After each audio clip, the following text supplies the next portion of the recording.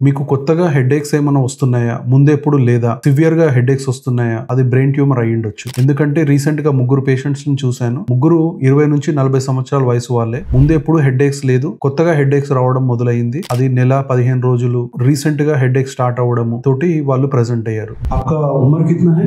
26। क्या हुआ? प्रॉब्लम बोलिए हमको। प्रॉब्लम 1 महीने से ऐसा लग रहा है कि चक्कर आ रहा है, बैलेंस बिगड़ जा रहा है, खाना पीने का दिल नहीं कर रहा और सिर में बहुत दर्द सिर दर्द में यहाँ पे पूरा लग रहा है।